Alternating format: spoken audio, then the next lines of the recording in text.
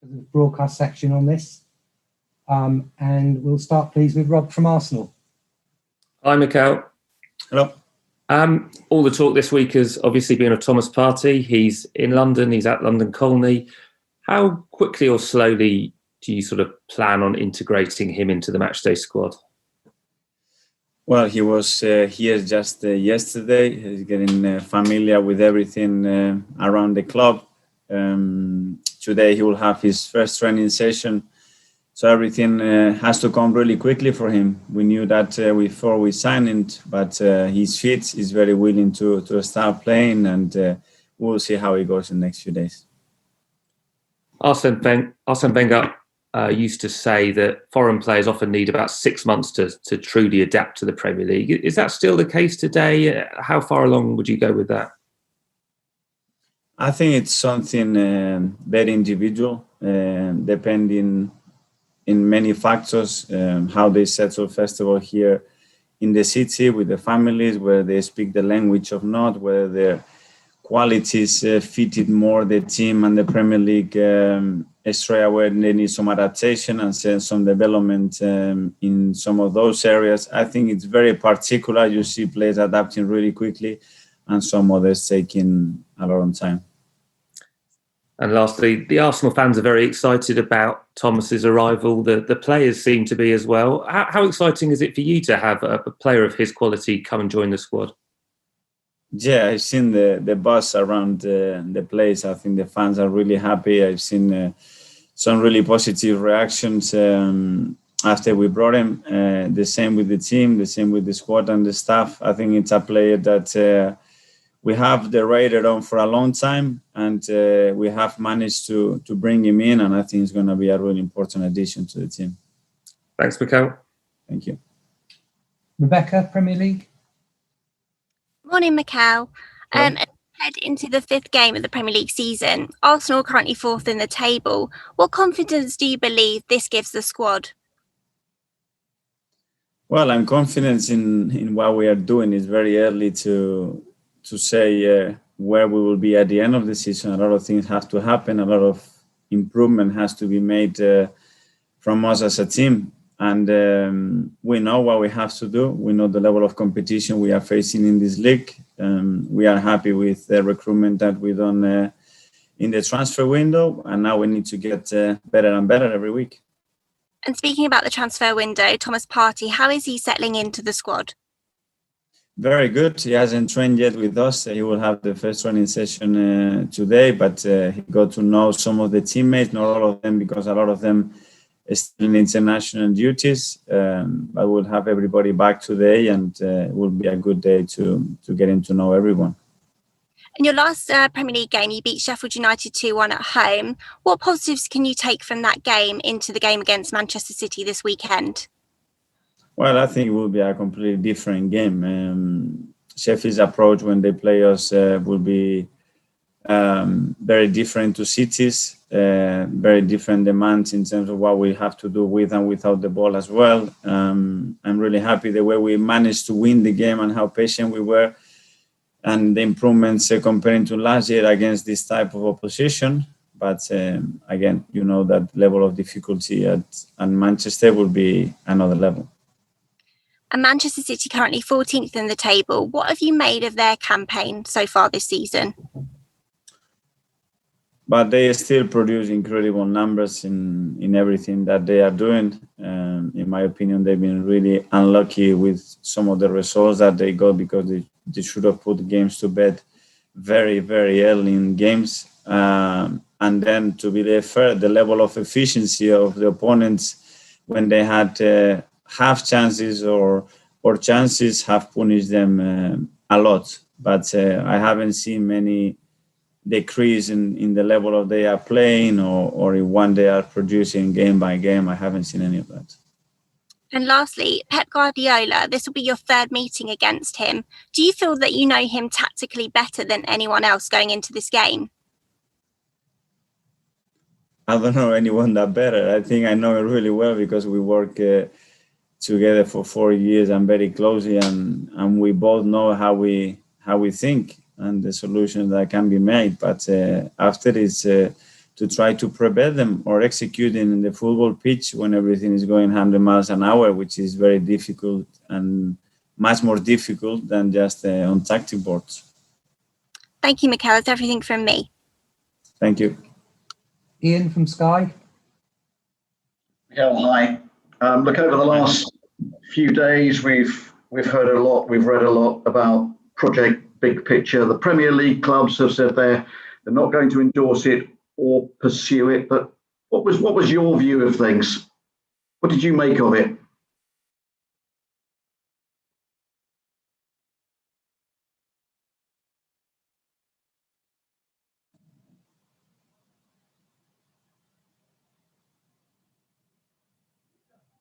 Yeah, hold on.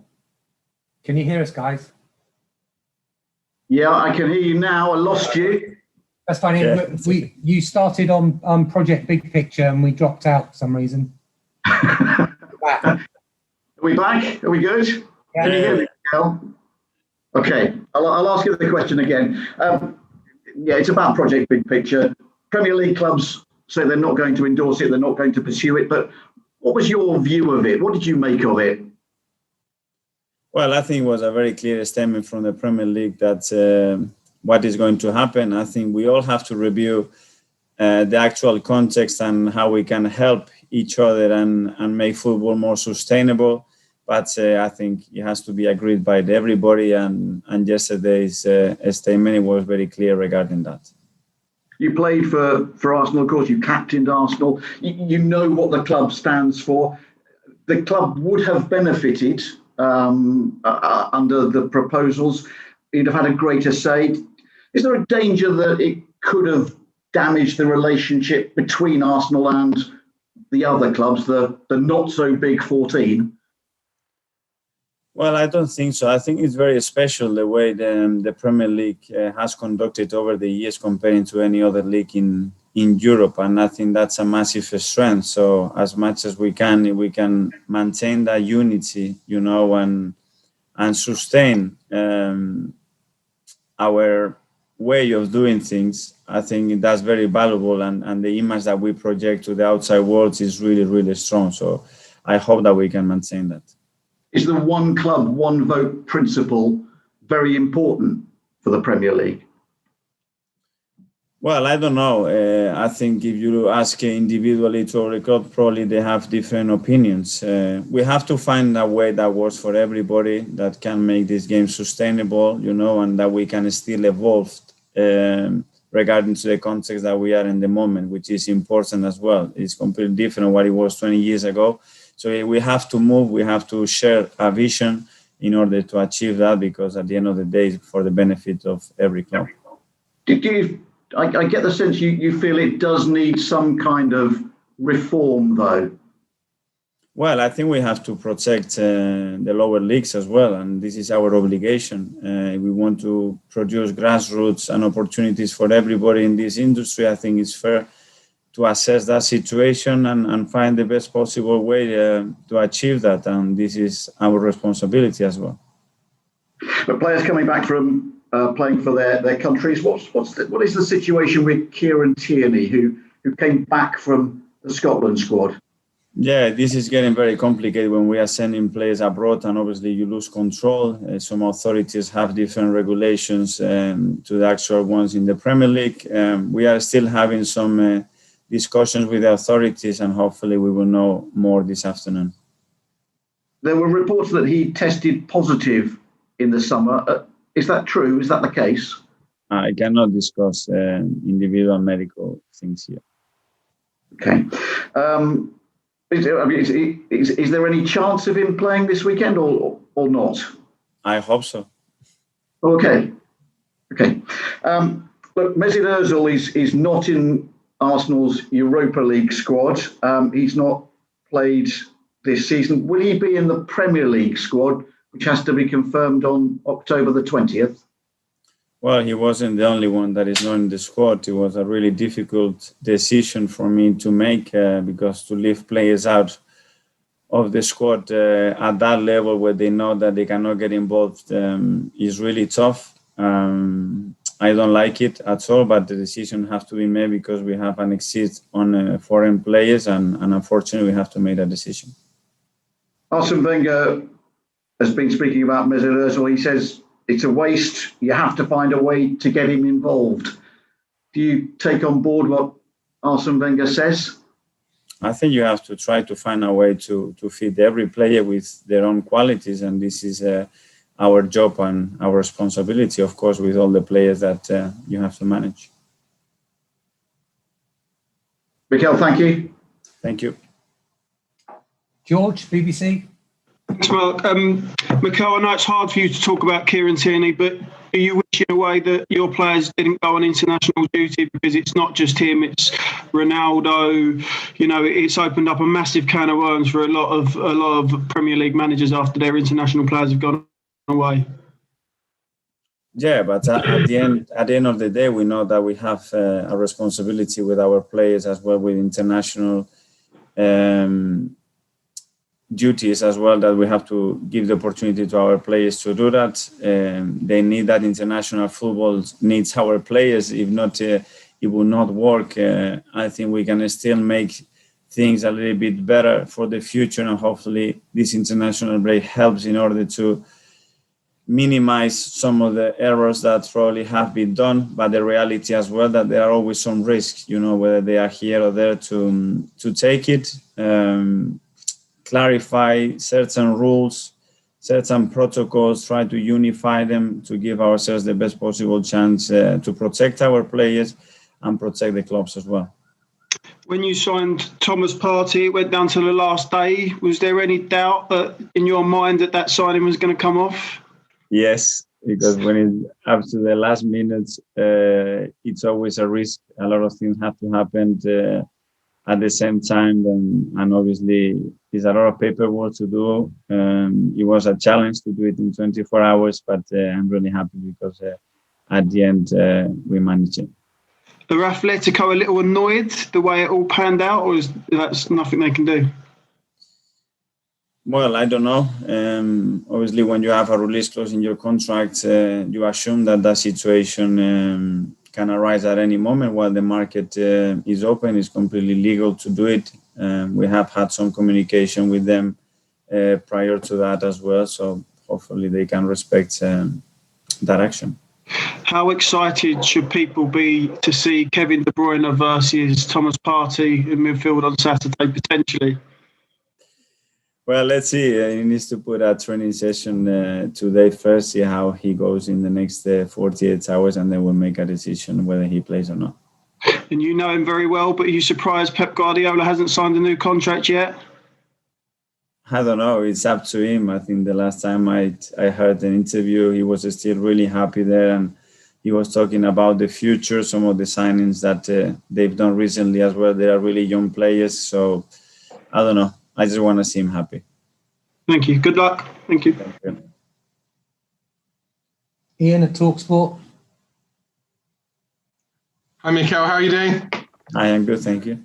It does seem that every single week you seem to play Man City. You played them just before the shutdown, and you obviously played them after the restart. Then you played them in the FA Cup as well. It's hardly new now you're taking on Pep Guardiola. I mean, that sort of storyline is a bit old, isn't it? Yeah, our last fixtures are Man City and Liverpool, I think. It's getting really tough. The fixtures that we had at the moment in the next few weeks as well will be really difficult. We know the opponent we are facing. We all know the level that we have to be individual and collectively to beat them. So we haven't had much time to prepare the game, obviously, because today is our first training session all together. But we'll try to go to Manchester to win the game. Did you say you're not at the level to beat them? Sorry? Did you just say you're not at the level to beat them? No, Just that now. we have to be at a really top level individually and collectively to beat them. Because at the moment, I would say that Arsenal and City are quite close to each other, aren't they? In terms of you've made a great start to the season and they've had a bit of a stuttering start. Well, our ambition is to go there and try to beat them again. We know the challenge. You know how hard it is. Every detail Every individual performance has to be top. We have to control a lot of aspects of the game against them that they might be very different to the ones that we have to control against Sheffield. But we have to be able to adapt as a team when we face this kind of opposition.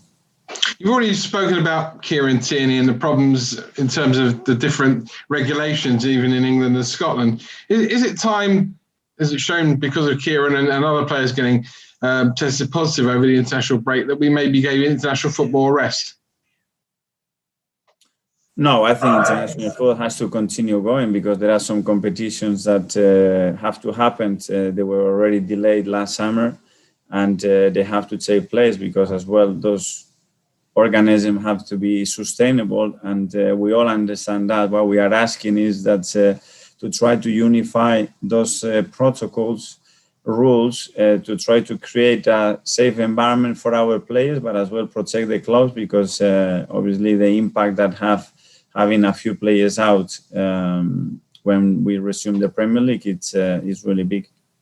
One player who has had a good midweek was Eddie Nketiah, who got the under-21 record for goals after his goal against Turkey at Wolverhampton. How close is he to being somebody who could play every single week alongside Aubameyang or Lacazette?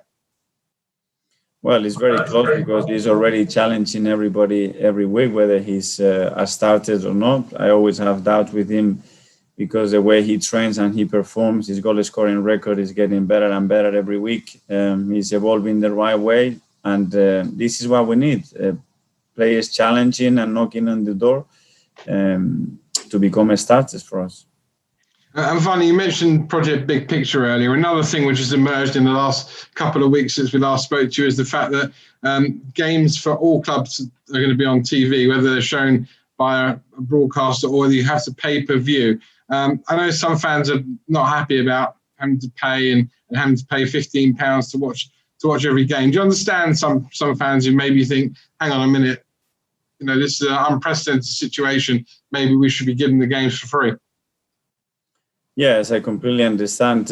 We are having more discussions with the Premier League and the broadcasters in order to achieve a good solution for all parties. As you said, it's an unprecedented situation. So I think we are learning from it, trying to adapt from it and make the right decision. But football is based on our fans and the viewers that we have. And we have to respect them and have them as much as possible on board with us because we really need them, and we can see how different this sport is without them. Well, good luck at Man City on Saturday. Thank you. Nick from Haters. Hi, Mikel. Just sorry to continue the transfer window forever, but just a quick couple of questions on loan players. Do you expect anyone to go out on loan still? I'm thinking particularly about William Saliba and his situation. Not at the moment. So he'll be staying at Arsenal, as far as you're aware? Yes. Okay. Just Arsene Wenger was mentioned earlier. He's been publicising his book. He said a couple of things. One, that he thinks you're doing a great job, and another thing that he would like to come back and cheer Arsenal on at a match when fans are allowed back. What are your reaction to his comments? Sorry, what's the second one? He said he'd like to come back and cheer the team on when fans are allowed to return to games. Would you like to see him back at the club? I would like to see him back around us. He was a massive figure for me. It's someone that I can still learn a lot of things that I will have to, and I would like to have closer to us. Obviously, the actual environment, it doesn't allow us to do it, but I think it's a figure that has to be very present in what we do at the football club because he's, in my opinion, the one that had the vision and helped this club to evolve and be the club he is today. I've been meaning to ask you this question for ages because when Arsene left, he was manager and then the next guy came in as head coach and you initially came in as coach, but they changed your role, promoted even you to manager. When you changed job, did that come with a bigger and better contract as well? No, it's a way of the way we have moved our structure right now because we believe that it was going to be more efficient. As you know, we made a lot of changes.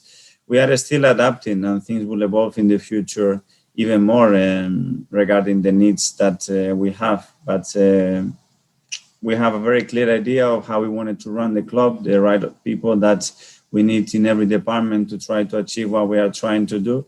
And we believe that that was the right structure for us to work and move forward. Now, when the transfer window does close and you've sorted out all the players' deals, are there any plans for the club to talk to you about extending your initial deal? I don't know. We just finished the transfer window at the moment. Where I can say that I'm really happy at the club, that I feel valued, I feel respected, and very supported at the moment. But my concerns are with all the work that we have to do here, the improvements that we need around the team, and try to sustain the level of performances and get better. Okay, just final one. But all managers ask for as much time as possible. Presumably, if you were offered a longer deal, you'd want one, wouldn't you? Yes, but I have to earn that, and now in football you have to earn that every week, and things change really quickly. So we have to be in our toes. Obviously, it's my responsibility to plan medium and long term as well, but with or without me, at the end, the time that I'm going to be at this football club, it will be related to how much I can move the club forward, improve the team, and get success on the pitch, and get the values and the vision that I want to implement at this club as well off the pitch. Okay, thanks. Best of luck. Thank you. Thanks all. So that embargo goes live at 11 o'clock.